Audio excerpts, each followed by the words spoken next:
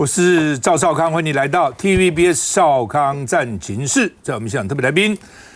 陈亭妃委员、张启凯委员、陈凤馨小姐、赖士葆委员、李永平前副市长、洪孟凯委员。好，那么川普还没就职就跟这个安倍的遗孀安倍昭惠会面，因为说川普当时跟安倍处得不错，两个人有这种兄弟之间的这种感觉所以呢，就先去这个见了安倍昭惠，还没有跟这个石破茂见就先见了安倍昭惠，就还没有跟新的首相那谈到台海的局势，有谈到那川普说中国跟台湾是一个大问题，的确啦就是在全世界来看，这也是一个紧张的一个地区那川普说两岸攸关世界和平。那安倍的遗孀说呢，看起来川普是不想有战争不想有战争那另外呢，川普提名了柯博己是一个大鹰派，作为国防政策的次长，他建议台湾的军费要提到5%，GDP 的5%，现在是2.5 2.4就已经有6000多亿了。那提到5%就1兆2000多亿那就是说。这个民进党现在这个财政收支划分法，现在就叫说多给地方3000多亿，将来救灾什么都不要了，国防一下再加6000多亿，那怎么办所以呢，老美这就逼你那另外呢，这个美国媒体说台湾会派一个大型代表团出席川普的就职典礼，就韩国瑜会带个大团，说凸显台湾的不安，然后带一个大团去庆祝川普这个上任讨好川普严学通这个大陆的学者，有名的学者说，现在大陆经济很坏北京要救大陆经济已经这个很累了已经没有心了，这个去想别的事情，所以未来4年也不会有什么统一时间表，没这个东西未来4年不会有那另外呢，的确北京、上海是很不好的同样11月，今年10月跟去年10月，北京的这个消费品零售总额衰退14.8个百分点，24个百分点那上海衰退14.1跟13.5，都跌很多的确大陆现在一般人也不敢消费，有钱人呢，要不然就把钱弄出去了也跑了，投资也不投了那很多像台商什么很多也都离开了所以整个大陆经济情况是不好的。所以严学通说，他们现在光救自己的经济都来不及了，怎么会想去打台湾呢？我们看一下。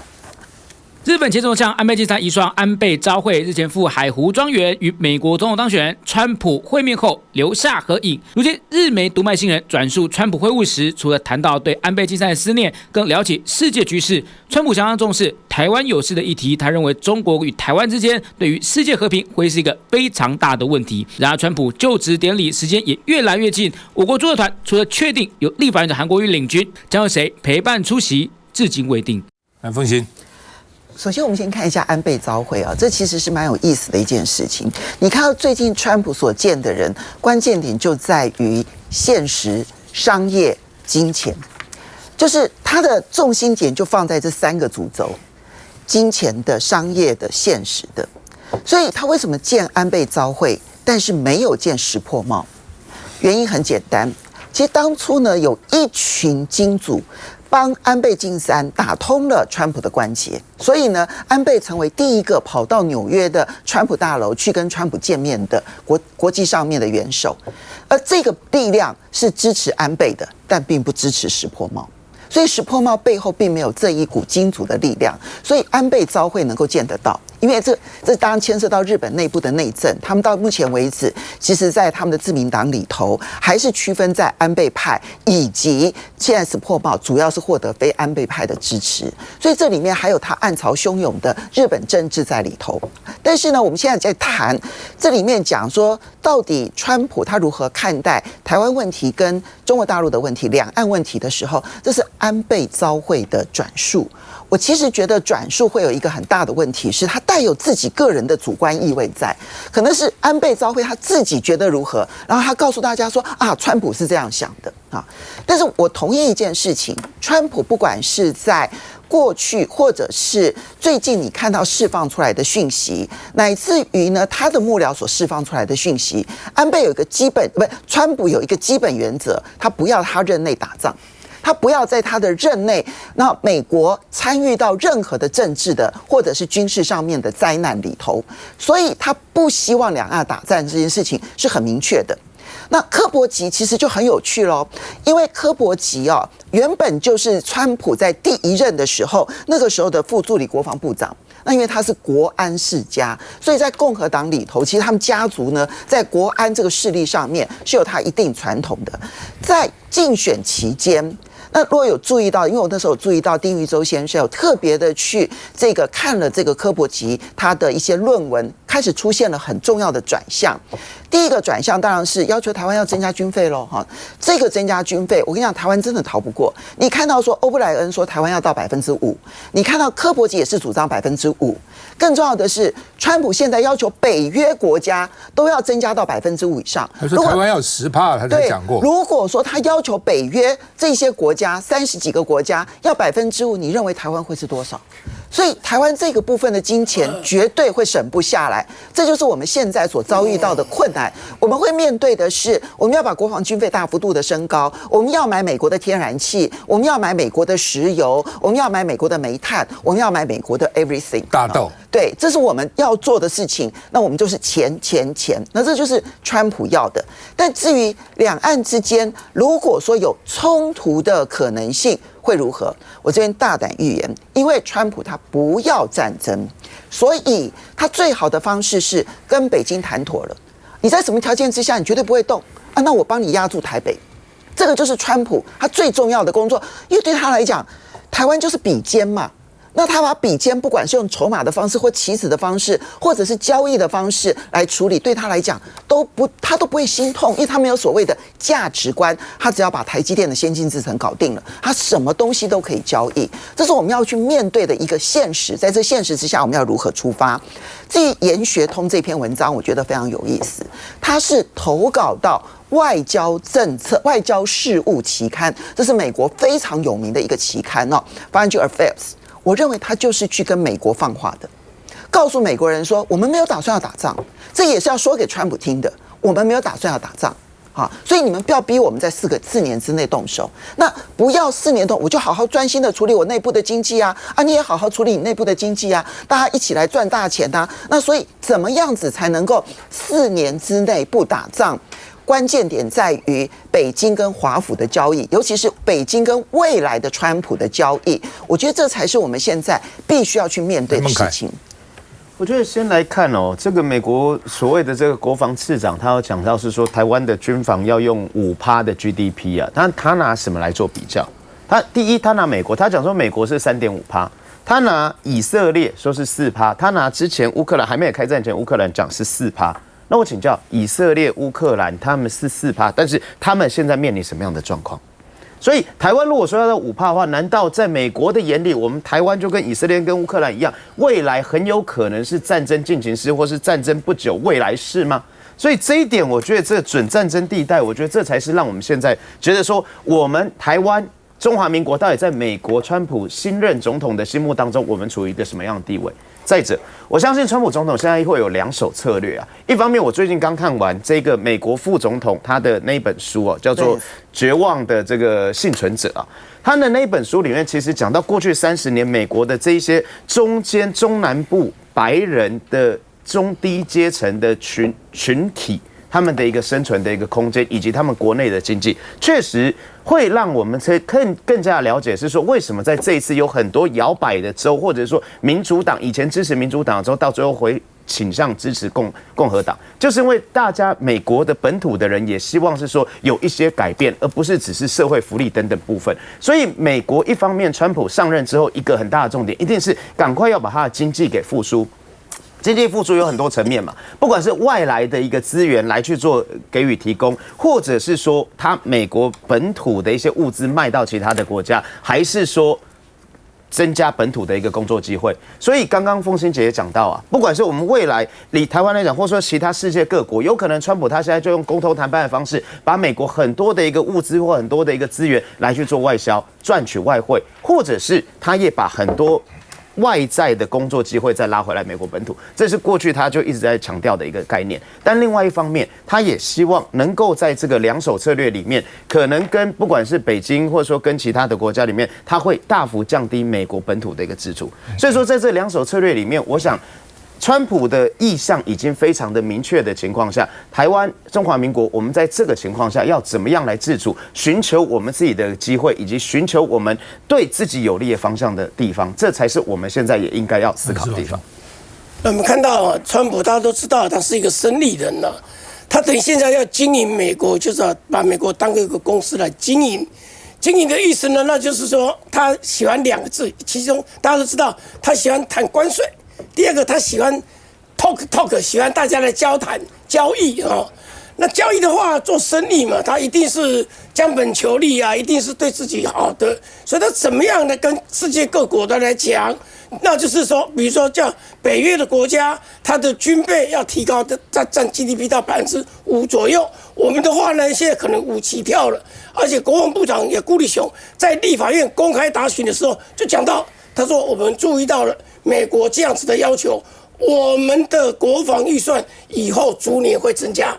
他已经讲了，他已经向美国交心了，所以应该是迈向5%这样的一个情况。5%的是什么概念？现在是6000多亿，5%就是1兆2哦。1兆2，我们一年中央政府总预算就是3兆，它等于占我们中央政府总预算的40%之多。老百姓也看你也别看你啊！最近来讲，财万华才拨个3000多亿，这钱都在手上，都在台湾这里面了，也并没有是跑去哪里呀，对不对？啊，就哇啦哇啦叫。那现在如果5%的话，就等于说我们要进一步的向美国买这个武器。另一方面，前一阵子又有一则消息出来，就是我好几天前我一直在强调的，它不是只有要台积电哦，它不是只有要 TSMC 哦，它还要联电，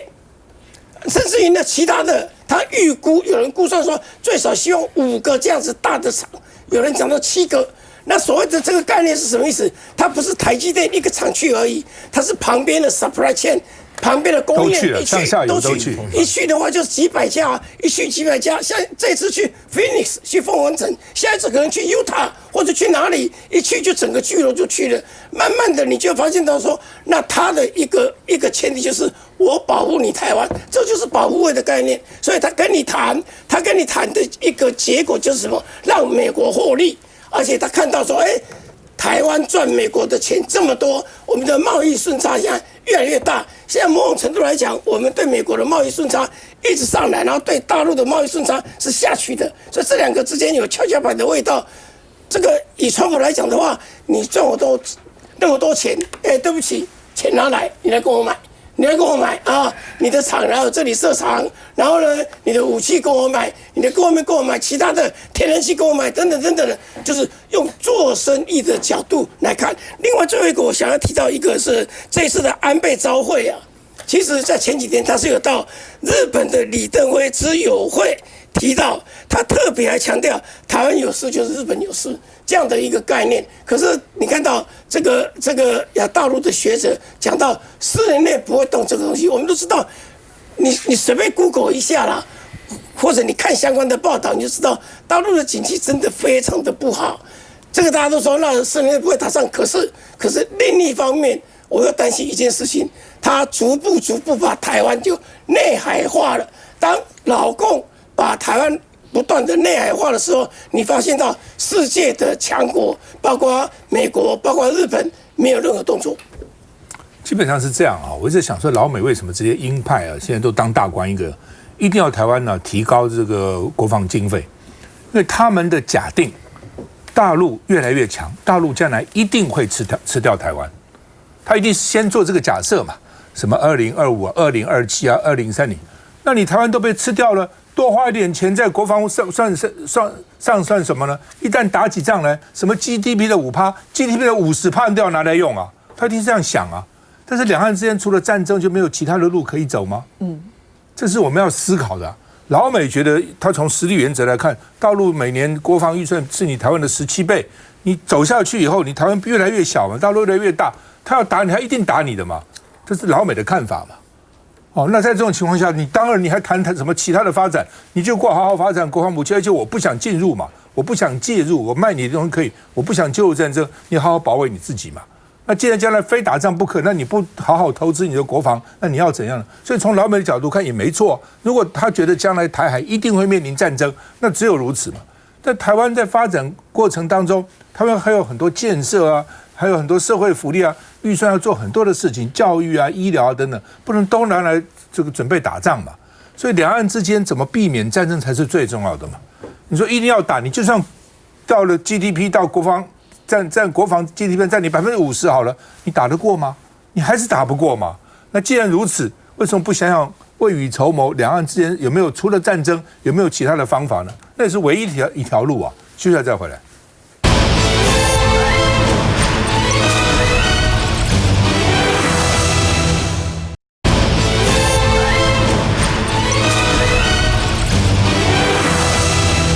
好，我们第一艘自制潜舰呢，海鲲号要去海测了啊！什么叫海测？它现在岸上屋里面啊要测，然后呢港里面要测哦，然后呢慢慢到海里面近海，然后远海去测哦。那因为陈永康，因为这个潜舰哦是当时马英九时候定的政策，所以要潜舰了。那时候陈永康呢，就是等于是一个这个策划的人。陈永康就说哦，海测人员没有受训哦，会连上厕所都不会。这什么意思？什么上个厕所有什么难呢？压力。因为那个船上哈只有2个厕所，1个小便斗，就是一般是2个这个一般的都可以用的1个小便斗，等于3个了哈。那他们出海大概就要3个钟头，准备2个钟头，再回来3个钟头。你说这8个钟头都不上厕所吗？那多少人会在这个测验呢？所以有80个人，海军有30啊，这个还是台船有30，海军有50，反正就一个30，一个50，台船跟海军这么多人上去，水也要自己带，因为现在是测验了，所以他也没有什么供应水啊，饭也没有什么厨房兵给你做饭吃，所以自己要带便当，自己要带水，所以是很克难啊。那尤其上厕所，因为它是累积以后用压力到海里面去把它排在海里的。哦，那你说万一不会用的话呢？那个整个压力会喷回来，你整个厕所会喷到那个用厕所的人一身这样，我们想想都很恶心哦。所以一定要会使用哈。所以他就是说，像这个都是要受训的啦。但我也认为没有那么难了哈，但是还是要训。而且呢，万一有一个比较粗心的人，等等哈，就很麻烦哈。你不要以为不会哦。那另外呢，风险不在海军，而在台船。因为你台船到底它这个没有保险啊，很多因为台船是负责造这个船嘛，造这个舰嘛，很多问题你台船到底准备好没有？哦，所以海军当然海军只要接收啊，海军怎么会有什么问题呢？海军要看你做好了没有啊？哦，所以呢现在关卡重重，所以呢能不能一个一个把它解开啊？那这个我们先看一下这个马桶好了。国造海鲲号潜水艇预计明年3月海试，11月交船。立院审查预算，国民党立委海军上将退役的陈永康点出重要问题：5小时的测试，他已经超过大半天了，没有水，自己带矿泉水；没有餐，你自己带便当。这80个人呢，潜舰只有3个厕所，你没有受过专业这个训练呢，你根本连厕所都不会用。没听错，上厕所也要受训。海军弟兄没问题，但上船的台船员工问题可大，用想象的难理解。美军潜艇博物馆曾介绍，水下上厕所可是门绝活。A little hairline crack at the bottom of that flapper valve. When I go to charge that tank down there, that hairline crack is going to spray the contents up in my face. 水下数百公尺作业看似简单的事情，多很多步骤。过去2战历史就曾发生过德国潜舰水下人员操作马桶不当，海水倒灌，导致被迫浮上水面，惨遭盟军战机攻击。水中任何一点声响都可能成为敌军声呐探测下的一大亮点。而我国产自制海鲲号原本马桶要请代理商外包，一座要价约250万台币，还好台船发现比行情高不少，自行研发15万就做好。海鲲空号虽然已下水，但水下测试才是最大难关。匡列2840亿，长达14年的预算，立委预算把关，总不能太过度乐观。因为你知道马桶一个多少钱，所以你知道人家跟你要250万太贵。那其他的东西呢？这一个件除了马桶，其他的设备、其他的零件，对不对？人家跟你要贵，你有办法吗？你能自制吗？你通通不行嘛。只是因为那个马桶说因为250万太贵，所以我们自己做一个15万。其他的设备，马桶会把你当冤大头，其他设备不会啊？当然会嘛。好吧，这个来季凯怎么看？陈委员陈永康因为当过这个海军上将司令了哈，所以这次这个潜舰到底要经费要不要给他？我们都那时候都跟他讨论，他提了案子很特别，我们那时候在讨论说要不要让他过，他提了个叫冻结案，然后冻结案他要做什么事情？就刚刚讲的，海测要过这个钱我才要给你，因为老讲一般人根本就不晓得说这个海测有多危险啊。他讲了2个点很重要，他都要讲第一他上厕所都要训练之外，第二个他说如果人员特别是台船的人。你不要以为说台船人上去就有没有训练的问题，它里面一些如果出问题，人出问题，那个船操作就出状况了。到时候你整个测验没有过，那就是可能是人命关天的事情哦。是到时候可能那个船测的时候，船下去会不会浮不上来？他说那个都是非常非常严密的这个事情。所以我们现在看这个潜舰哈，不是像一开始什么蔡英文或者赖清德说什么一下子全部都做，你一定是一步一步来嘛，对不对？一步一步来，你第一步海测验过了，然后一步能够弄好了以后，第二步才慢慢可以上来，这是第一个重点。第二个牵扯到经费真的很大，刚邵大哥在讲，不是只有那个金马桶这个问题啦。你要买的时候呢，他现在进来的报价都非常非常的贵啊。老讲我们这个也是有点无奈，特别是在野党的，你现在反正你要去很严格的监督，他一个红包纸就扣下来啊，国家安全，我必须要承认这没有错。台湾现在在面对这个经过的事情，或者是跟那个军事有关系的，连在野党真的都很无力感。好，因为老讲我们因为两岸真的是紧张啦，所以到后来这个预算，我是觉得就是说一定是要花的。所以我们现在做2件事情：第一个，尽可能把该省的钱省下来，该把钱的省下来；第二个，你买的东西一定要是真正是实用的哈。那所以这个是一个很重点。另外，我回过头来看一下，刚才讲川普这个事情，我最近有很多那个美国外宾来，我说有时候陪着院长、陪着副院长去接见嘛哈。我就一直跟大家提醒，就是说，川普给我们的那个 surprise 可能很多啦。像我们现在，包括在野党很多立委，现在都是系着安全带。我就常举一个例子说，我们系着安全带，随时好像那个飞机要迫降一样。结果他们就说 me too。连美国来的外宾，他们就讲说，他们可能随时有很多非常的那个，非常他们意料之外。他们对川普知道说他是一个不可测的人，可是大家都有一个共识啦。他认为说，我们美国都认为说，你们确实应该保护自己。后来我们就是有一个共识嘛，川普就是美国优先。然后他就是一个商人嘛，所以他不要讲，大家不要以为说他在讲什么 GDP 到5%那个是假的，一定会实际就要我们做的。那这几天我们在讲，我们都讲，周大哥，你说我们现在国库到底有没有钱？国库当然有钱啊。我们最近这5年哦，平均超收多少钱？大家知道吗？2700亿的，就是一年就2700亿，今年2700亿哦，一年哦，平均哦。今年已经5100亿放在那里了，明年就今年超收的钱。国家当然是有钱，怎么会没有？所以第一个，这些钱，你说现在有个财划法给地方3000多亿就没钱，这个是老讲是民进党真的是很离谱。可是相对的，我们这个钱也不能乱花了。如果像川普要这么多钱，我刚刚讲过2个事情，能省则省。第二个，一定要买到我们真正要的，不能够随便乱买。好吧，老美非要逼我们买4架 MQ-9B 这个无人机，这个无人机本来是蛮厉害的了，不过卖过我们可能有些什么攻击的设备啊，就斩杀的设备都没有了哈。那这么贵哈，这么贵的这个无人机哈，那在台湾放哪里？这无人机长这样，我记得是6亿美金，所以一架1亿5千万美金，这么贵，人家一般无人机是100-200万台币，它一架就要1亿5千万美金哈，功能本来是很强的，那挤在空军说把它们放在一个棚里面，立委就担心说，那敌人如果一次攻击你，不是全部都挂了吗？我们看一下。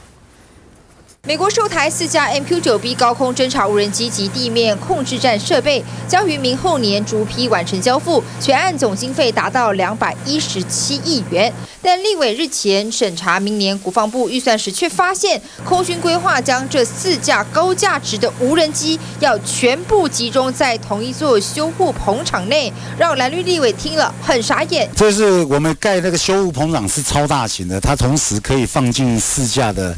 这个 MQ-9B， 那你4架同时放进一个棚上，是可以是对。如果无人机攻击或者什么，一次会挂掉4台。对啊，而且你都已经编了工程的经费，之前我们也有提到，还有包括一些可能要停放飞机的，不管 F-16啦或者其他的，它都是价值非常高。我们现在所有最贵的大概就飞机，结果我们在工程的新建，而且都新建的哦，都没有去设计这样子的一个停放的空间，我觉得这个是比较严重的啦，他应该要检讨。会议主席王定宇最后裁示，此项目预算额度冻结5亿元，等待空军提出包括如何安全存放规划的书面报告，并获得同意之后，使得动之。来，廷飞委员。我想这个 MQ-9B 的这个无人机的部分就是说你确实我们如果买进来，我们到底要停放在哪里？然后呢，是不是能够给它最好的一个安置跟安排，甚至有人可以做训练，甚至可以让它发挥？我觉得这确实是非常重要所以既然是有这样的一个告知需求，然后呢，我们也要去做一些相关的配套，这是我们国防部应该要去做一些准备绝对不能是像现在说哇，有可能就把它挤在某一个地方，然后呢挤了之后我们要怎么处理？可能到时候就变废铁了。所以我觉得我们不应该是这样浪费我们纳税人的钱所以这个当然我们都要把它做一个比较好的监督那当然国建国造的部分，这个从过去其实国民党时代到现在，其实国建国造大家没有任何所谓不同的意见，而是说我们要怎么把国建国造能够做到位、做到好，然后能够真正让它发挥国家的一个战力跟战斗力我相信大家的目标都是一致的。那到底我们要怎么能够让国防的所谓防备增加？国建国造、国机国造都是我们现在非常重要的关键。那是不是能够做到更好？我觉得一定是可以那我们要怎么做得更好？大家集结所有的力量，监督、监督再监督，把所有所谓的像这个陈永康委员，他自己就是海军非常这个专业的一个过去的一个经验，那么就可以把他的经验作为一个非常好的一些考量，然后给国防部做一个很好的一个参考。那他本身也在国防外交委员会嘛，那在这当中，其实这些如果能够给予他们更多的训练，说真的啦，在整个潜舰当中是很多那种枝枝节节很多的小细节都要训练，而不是说哇你上了船就可以，那些都是要有专业训练的。所以我相信我们只要能够把我们的这个国建的一个部分做好，然后在人员的训练，我相信是绝对可以发挥十足的一个功能的。休息一下再回来。